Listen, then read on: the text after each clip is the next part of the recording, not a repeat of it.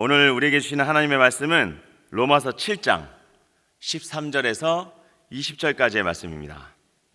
그런즉 선한 것이 내게 사망이 되었느냐? 그럴 수 없느니라. 오직 죄가 죄로 드러나기 위하여 선한 그것으로 말미암아 나를 죽게 만들었으니 이는 계명으로 말미암아 죄로 심히 죄되게 하려 함이라. 우리가 율법은 신령한 줄 알거니와 나는 육신에 속하여 죄 아래에 팔렸도다. 내가 행하는 것을 내가 알지 못하노니 곧 내가 원하는 것은 행하지 아니하고 도리어 미워하는 것을 행함이라. 만일 내가 원하지 아니하는 그것을 행하면 내가 이로써 율법이 선한 것을 시인하노니 이제는 그것을 행하는 자가 내가 아니요 내 속에 거하는 죄니라. 내 속 곧 내 육신에 선한 것이 거하지 아니하는 줄을 아노니 원함은 내게 있으나 선을 행하는 것은 없노라. 내가 원하는 바 선은 행하지 아니하고 도리어 원하지 아니하는 바 악을 행하는도다. 만일 내가 원하지 아니하는 그것을 하면 이를 행하는 자는 내가 아니요 내 속에 거하는 죄니라. 아멘. 로마서 7장 13절에서 20절 말씀을 가지고 내 안의 죄 어떻게 볼 것인가, 내 안의 죄 어떻게 볼 것인가 라는 제목으로 함께 은혜 나누겠습니다. 우리가 예수 그리스도를 믿음으로 말미암아 다 의롭게 되었습니다. 그럼에도 불구하고 우리 안에 여전히 죄가 있다라고 하는 것입니다. 그래서 내가 원치 아니하는 바를 행하니 이것은 내 안에 있는 죄다. 이렇게 지금 사도 바울이 오늘 본문을 통해서 고백하고 있는데, 사도 바울 정도가 이렇게 고백한다면 이것은, 이 갈등과 문제는 저희 모두의 것이고 그리고 지금 내 안에서 일어나고 있는 것이다 생각이 듭니다. 그리스도 안에 있는 이 죄의 문제, 그리고 그로 인한 내적 갈등, 그리고 죄를 범하죠. 사단이 참소하죠. 죄책감에 빠지게 되죠. 그리고 무너지죠. 좌절하죠. 실패하죠. 때로는 내 자신뿐만이 아니고 가정과 그리고 나의 사역이 또한 파괴가 되기도 합니다. 이 엄청난 파괴력을 가진 이 죄 내 안에 있는데 이것을 우리가 어떻게 바라봐야 될 것인가? 그저 이것을 부정할 것인가? 그리고 아니면 이것을 내가 좌절할 것인가? 그렇지 않다라는 것입니다. 오늘 성경 말씀 통해서 또 그리고 묵상하는 가운데 세 가지 좀 제시해 드리겠습니다. 우리가 내 안에 있는 죄는 인정해야 되고 그리고 무시해야 되고 그리고 손절해야 된다라고 하는 것입니다. 첫 번째, 내 안에 죄의 법이 있다, 즉 죄를 인정하는 것입니다. 프놈펜이 작은 도시입니다. 그래서 조금만 외곽으로 나가면 아직 개발되지 않은 그런 평지들이 참 많이 있습니다. 그런데 간혹 가다 보면 땅 주인이 있는데 그저 아직 그냥 땅만 사놓은 것이죠. 그래서 담만 쳐놓은 그런 땅들이 많이 있습니다. 그런데 덜어보면 그 아무것도 없는 그 땅에 한가운데 나무집이 하나 있는 경우들이 있습니다. 그냥 거기서 무허가로 사는 것이죠. 어떤 사람이. 그런데 참 놀라운 것은 그렇게 살다 보면 그 거주한 기간에 따라서 권리가 또 생기는 것이 법이죠. 그러나 결국은 그 땅에 값을 주고 산 사람, 법적인 그 등기를 가지고 있는 사람의 것인 것이죠. 그래서 그렇게 어떤 사람, 만약에 내가 땅을 샀는데 그 안에 그냥 그 전에 어떤 사람이 살고 있었다 하면 분쟁이 일어납니다. 분명히 내 땅인데, 내가 돈을 주고 샀기 때문에 내 땅인데 그 사람이 살고 있다 생각해서 내가 여기서 계속 살고 있었으니 여긴 내 것이다 라고 주장하고, 또 나중에 또 이제 타협을 하면서 뭐 이사 비용을 준다든가 하면서 그것을 처리하게 되는 것이죠. 이와 같이 죄라고 하는 것이요, 우리가 그리스도로 말미암아 의롭게 여김을 받았음에도 불구하고, 우리가 하나님의 것임에도 불구하고 죄는 우리 가운데 여전히 그 여파를 가지고 있다라는 것입니다.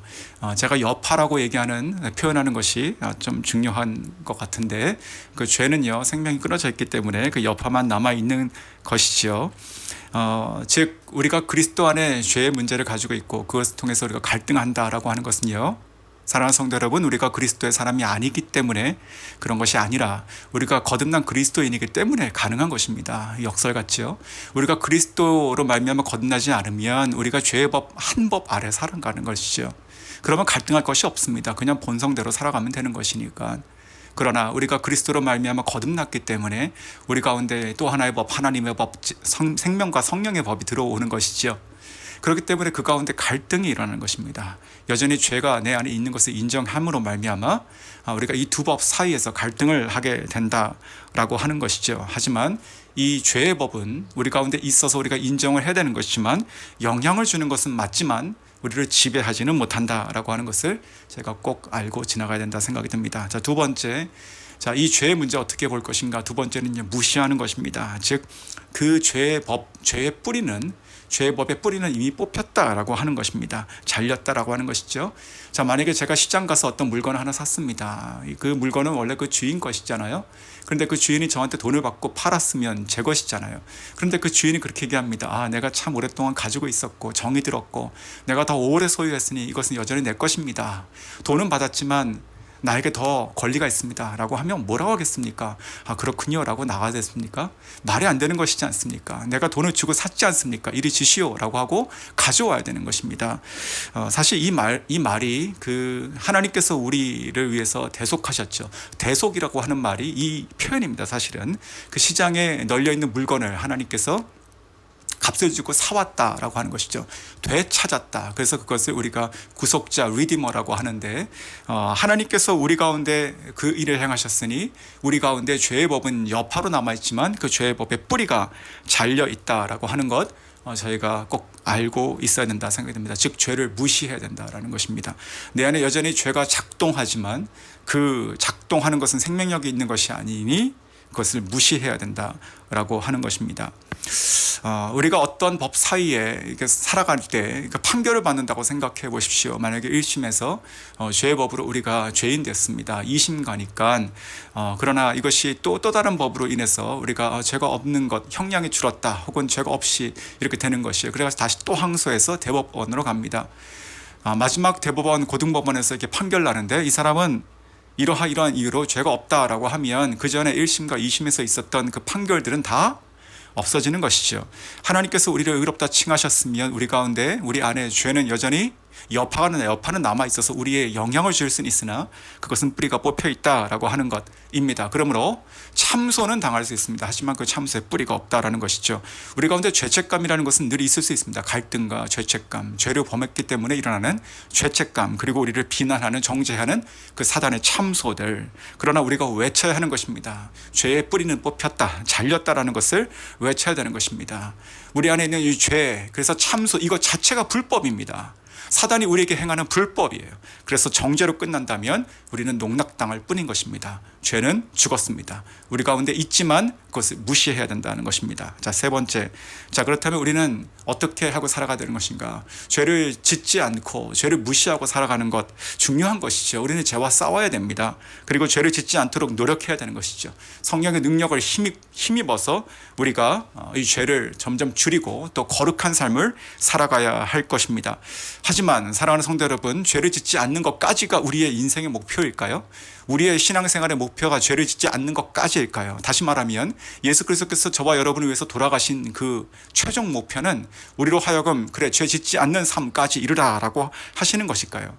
자, 이것은요 조금 헷갈릴 수 있으나 물론 우리는 죄 짓지 않는 삶을 추구하고 그렇게 살 수 있습니다. 성경이 죄를 짓지 않을 수 있다고 말씀하시니까요. 하지만 저는 이것이 최종 목표는 아니라고 생각합니다. 우리가 죄인을 이렇게 형상화할 때, 이미지를 가질 때 이렇게 표현합니다. 우리는 정말 용서받을 수 없는 죄를 지어서 사형 선고를 받았고, 자 이제 감옥에 들어가서 그날만 기다리고 있는 것이지요. 그런데 정말 하나님의 크신 사랑으로 말미암아 우리의 죄가 사함받고 우리가 죽지 않게 되었습니다. 자, 그런데 만약에 하나님께서 우리를 정말 사랑하시고 그러나 그 목적이 죄를 짓지 않는 것까지라고 하면 우리를 그냥 그 감옥에 가다 두셔야죠. 그 죄인을 밖으로 빼면 안 되는 것입니다. 흉악범을 어떻게 뺍니까? 그냥 거기에 있는 것, 감옥 안에 있는 것이 가장 안전한 것 아닙니까? 하지만 하나님께서는 우리를 빼내셨다는 것이죠. 그 타는 장작더미에서 우리를 빼내신 것이 구원이 아니겠습니까? 즉 무엇이냐면 우리가 죄를 짓지 않는 것뿐만 아니라 그것을 넘어서 우리가 하나님께 영광을 추구하는 삶을 살아가야 된다는 것입니다. 이것은요 비슷해 보이나 다른 것입니다. 전혀 다른 것이에요. 우리가 죄를 짓지 않는 삶이 우리의 목표가 아니라 그것은 과정이고요. 그걸 통해 가지고 우리는 하나님께 영광을 돌리는 삶을 살아가야 한다는 것입니다. 즉 하나님께서 우리를 보시며 그래 내 마음에 꺼리낌이 없구나. 그래 내 마음에 내 마음에 좀 이렇게 성가시지 않는 사람이구나. 이러한 판단을 받는 것이 목표가 아니라 내 마음에 흡족하구나. 내 마음이 기쁘구나. 내 마음에 합하구나. 내 마음이 참 너를 보니 시원하구나. 너의 삶을 통해서 내 마음에 나에게 참 영광을 돌리는구나. 이렇게 우리를 보고 말씀하실 수 있어야 된다는 것입니다. 어떻게 하면 우리가 하나님께 영광을 돌릴 수 있을까요? 죄의 순간에, 갈등의 순간에, 여전히 넘어진 순간에 첫 번째는 우리가 연약함을 하나님께 인정하고 나가야 될 것입니다. 하나님, 내가 죄인입니다. 하나님, 내가 연약한 자입니다. 하나님의 은혜가 없으면 내가 또 넘어지고 설 수가 없습니다. 주님, 나를 불쌍히 여겨 주시옵소서. 이러한 고백이요 하나님께 영광이 되는 것이죠. 그리고 주의 도우심을 구하며 다시 일어나는 것입니다. 그냥 주저앉아 있는 것이 아니고 다시 일어나는 것, 그 자체가 하나님께 영광을 드리는 삶입니다. 그리고 내가 알고 내가 믿는 바 하나님의 말씀을 붙잡고 다시 행함으로 말미암아 앞으로 나아가는 것, 이것이 매 순간 하나님께서 죄인 가운데, 죄 중에 빠져 있는, 또 넘어진 가운데 있다 하더라도 우리로 하여금 하나님께 영광을 돌릴 수 있게 하시는 길들이다라고 하는 것입니다. 사도 바울의 고백처럼 나는 날마다 나를 쳐서 복종시키고 죽노라라고 하는 고백들을 우리가 행하고 살아가야 되는 것이지요.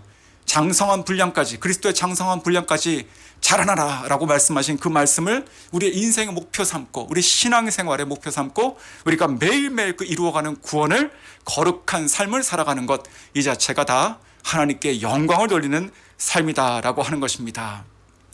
마지막으로 한 가지 한 예를 들고, 한 분의 예를 들고 좀 말씀을 했겠습니다.